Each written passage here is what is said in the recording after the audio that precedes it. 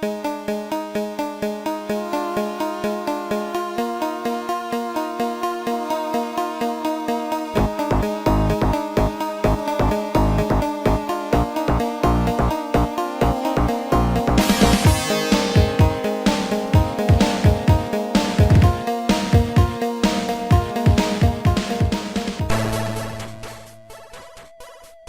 there, it's me, earthmanbrick. We're back with more orkiness. Yes, this time there's like you know how I usually do the killer cans? Well, there's like I think there's like a tier system of like the different orc kind of robot vehicle things. You've got like the smallest one, which is kind of the killer can. Then moving up from that, you have what is known as the Deff Dread. The Deff Dread has like an extra couple of weapons. It's slightly bigger. It's not, you know, the type of thing that's gonna do. I think it's about akin to a dreadnought or something. I don't know. They keep changing the rules and things. It's all a bit hard to keep up. But then the next one up is called a Mega Dread. I know, the naming convention sucks. So Killer Can, Deff Dread, Mega Dread. And I've tried and dabbled with these things before, and so now I'm kind of looking to do a updated version. So this was the last Mega Dread I kind of did, or I think this was a Deff Dread, yeah, this was the last Deff Dread I did. And I gave it what was it? It was like modular guns and things. You could swap these out and replace it with other types of guns. I think I'm going to break this guy up and, you know, change him into something else because he's way too big for the base. The base is tiny. This is a 60mm base, and this guy's, you know, he just, I don't know, isn't doing it for me anymore. I think what I might do is rip off this head and then use it as a banner and cannibalize all the other bits for other builds as well. But I'm not doing that this video. Today I'm working on this guy. So this is what we've got so far. So we've gone with the typical Deff Dread kind of look here for the skull, and we've given him, you know, this is all just using cardboard, and then we've bolstered on a whole bunch of rivets to make the jaw. The head was originally made from tinfoil, and then because it was too back heavy, it still is a bit. You see, you can fall backwards easily enough with enough pressure. So what I did was I stuck in a whole bunch of old screws and bolts in there. Might stick in some more, I'm not sure. I might put them in the feet. I don't know. I'll figure it out. What I've gone and done is I've used 3 straws here to make a sort of semi kind of Gatling gun look there. So it's got the 3 cannons, the hands and stuff. This was old bits of MDF sprue frame, and then I've just looped around some card to make some rudimentary fingers and stuff.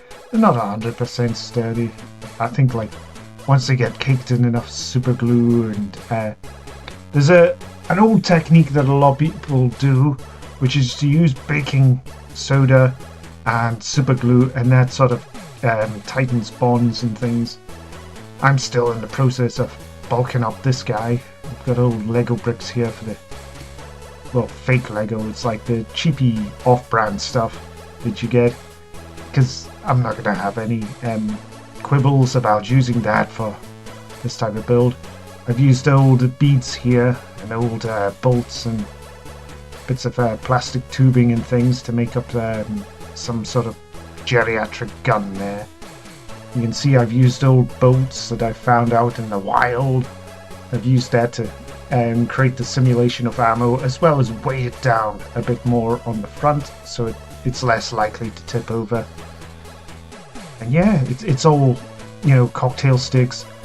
Practically everything that I've recycled from other stuff. So this whole sort of green bit's all here. That was old Kinder Egg toys that I've just chopped up and thrown on.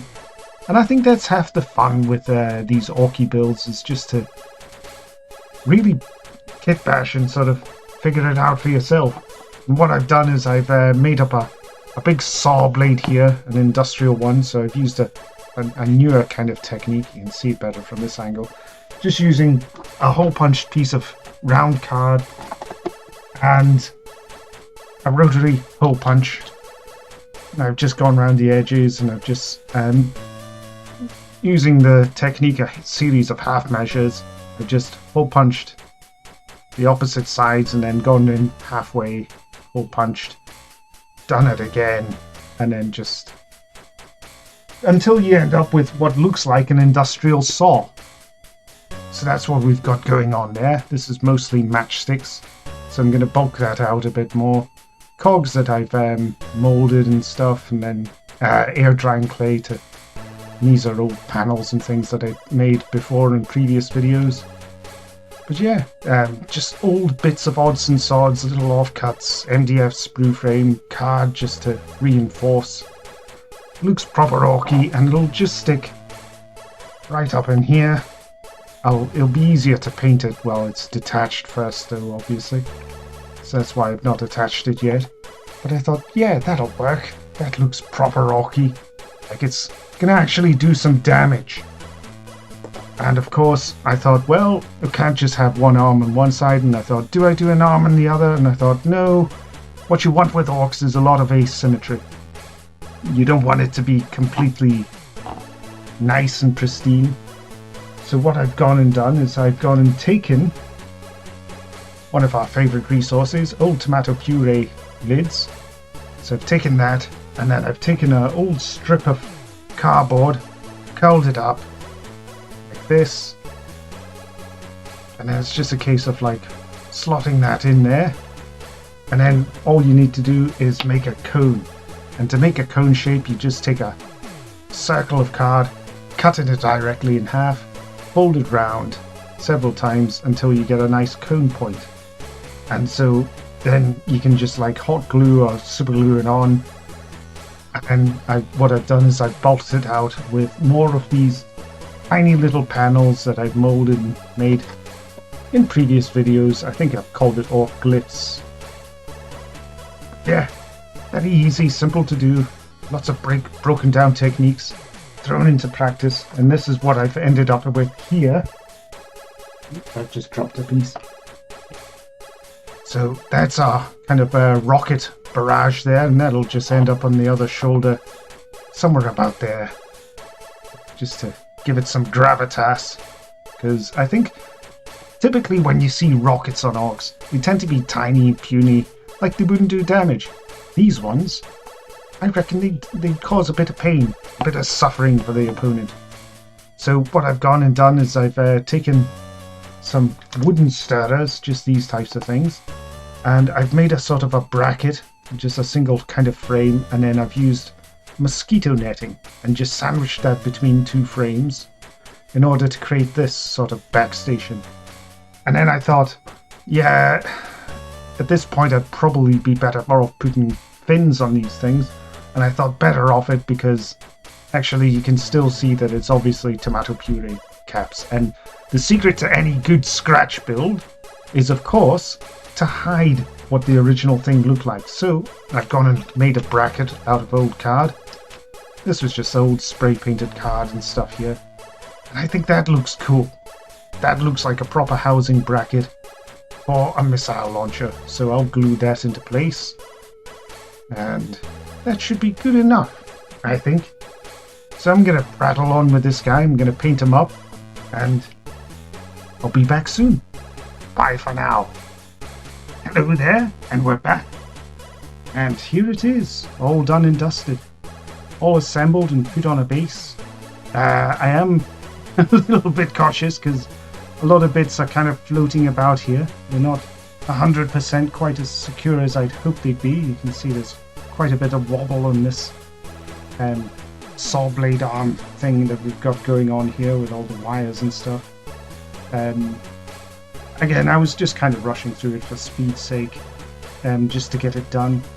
But yeah, simple color scheme. I've just gone and hit it up with a homemade kind of rusty color. I've got it in here. I just use old chewing gum tubs. You can get these for £1 in your local Primark chewing gum, and just a case of tearing off the labels, and then they make for perfect paint pots. So if you want to mix your own colors and stuff, perfect for that. So I've just got that mix, and I used that for the base color, hit it all up with that, and then stippled on the white house paint, which I've got in another old tub here. So I just stippled that all over with a big brush, and then went over it with this turquoise sort of color. I don't know what it's called. Yeah, it's just called turquoise, which is an acrylic ink. So I just hit over all the major parts of the body here. This part, I just hit it up with white paint, as per tradition, and given them green eyes there. Yes, the lady with the green eyes! But yeah, like that. I've added on some extra claws here. This is just cardboard. Just because I thought, yeah, for the size of him and everything, and the amount of weight and bulk he's got on him, it makes sense that his feet would be slightly bigger, so I did that, and yeah, it works. Over here we've had one of our hazard strips. I've just glued that on there just to give it a little bit more color. We've added these cables and stuff here. These aren't actually cables. Some of them are, like the black ones here. These are old electrical cables and components, usually for things that have kind of items that have broken or whatnot. I just sort of cut apart the old cables and stuff, throw the rest in the bin, and yeah, I use those for crafting models with and the such like. These were actually the seals that you get from your chewing gum lids, so they come with a seal on them, and you just peel that off. I keep them because a nice good color on them, and it's plastic, so it's not gonna have too many issues, and it's a nice little subtle note of color. So yeah, added those on. These are pre-painted panels that I've just glued on willy-nilly. I think that's worked. And because the model, being a Deff skull color scheme, which is the white skull, blue body, and that's it for Deff skulls, is very, very clean and clear-cut color scheme. And to complement that, I've used the complementary color, which is orange for the missiles. And I think that works. It's quite striking. You can see all the sort of various gun barrels there. And I've just painted the gun barrels white, you know, because it's a subtle white color that suits the similar color tone that we've used in the face there. I've added on a few little minor rhinestones here and there, just to, again, add up a little bit more color, a little more few points of visual interest there. And I think it works on a general sense. This is a base. I've got another one here. A big base. I think for this bigger base, I'm going to try and make a Demon of Nurgle. So wish me luck on that, because it's probably going to turn out a bit shit. But I've got oodles and canoodles of tinfoil that I need, that's piling up on the side here. So I figured, yep, I'll try my hand at making a Demon of Nurgle, because I've not made a great and clean one yet, so I'll have fun making that. But yeah, I think this guy's turned out alright. Again, those white gun barrels worked out quite nicely. It just gives the impression of like bullets there. Again, it's all been kind of rigged together. I've still got the bolts and stuff there to sort of evenly distribute the weight.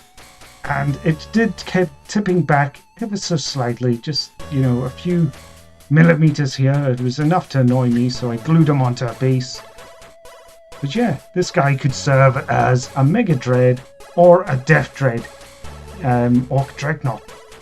It's kind of, you know, fits into both those kind of size schemes.